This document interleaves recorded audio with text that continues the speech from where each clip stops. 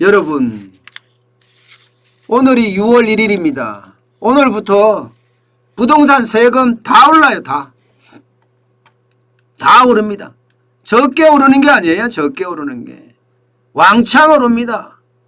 취득세는 뭐 이미 올렸으니까요.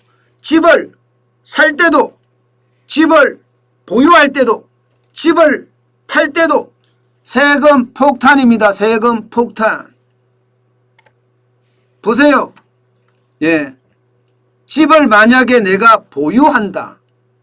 뭐 집을 살 때는 취득세가 8%까지 늘었잖아요. 그죠?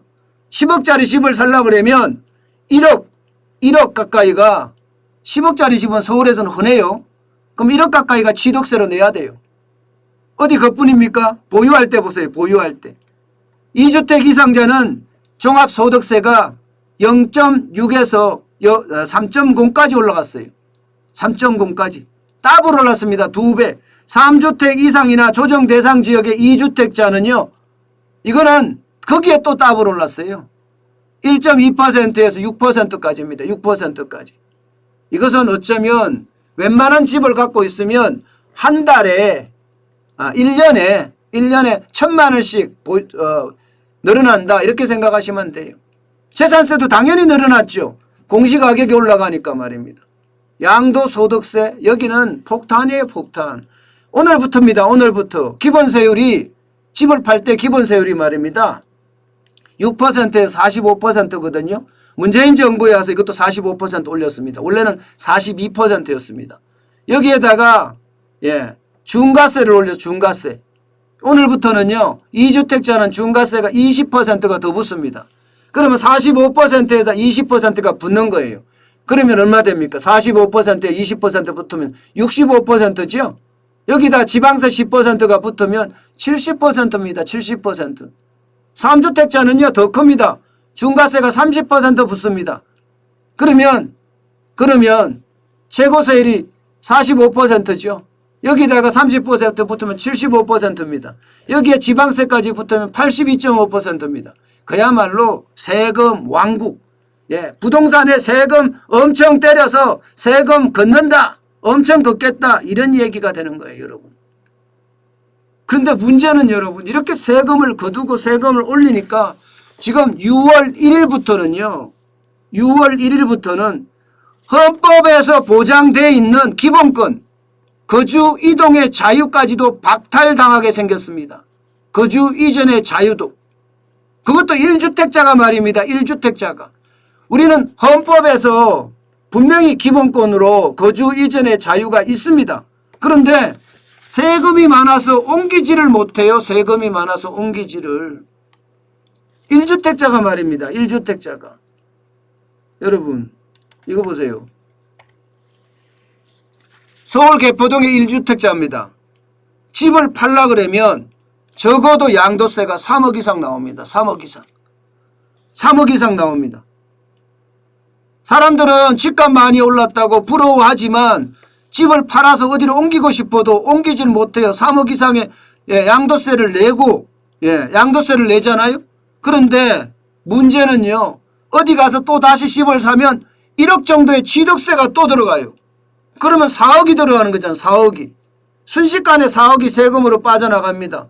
그런데 거기 살자고 하니까 개포동 1주택자 그 아파트에 살자고 하니까 보유세가 1년에 1,000만 원씩 넣네요. 1년에 1,000만 원씩. 이게 현실입니다. 지금. 이게 현실.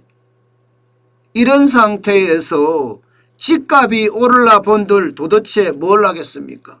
내가 돈 버는 것도 없는데 돈 버는 것도 없는데 은퇴자 같으면 이거는요. 그냥 속이 새카맣게 파고 들어갑니다. 속이 새카맣게. 여러분 이게 강남뿐이겠습니까? 이런 상황이? 이런 상황이 강남뿐이겠냐고요. 그렇지 않습니다. 전국에서 똑같이 일어나고 있는 상황이에요. 세금 벽에 가로막혀서 이동도 못한다. 이런 결과가 생기는 겁니다. 이동도 못한다. 여러분 3주택자요. 3주택자로 가면 이거 2주택자는 3주택자 가면 심각해집니다. 이거 보세요. 세금 얼마나 나가는지.